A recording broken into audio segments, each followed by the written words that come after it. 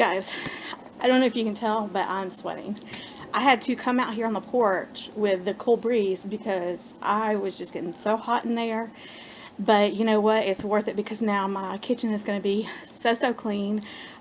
We use that back door to enter and exit the house, and we take our shoes off there because my children have allergies and my son has asthma. So, and the house is wall-to-wall carpet. So we have to, you know, keep not only the carpets clean, but the rest of the house clean and free from like grass and leaves and dirt and, you know, just stuff that, you know, when you have allergies or asthma, it kind of, you know, can bother you.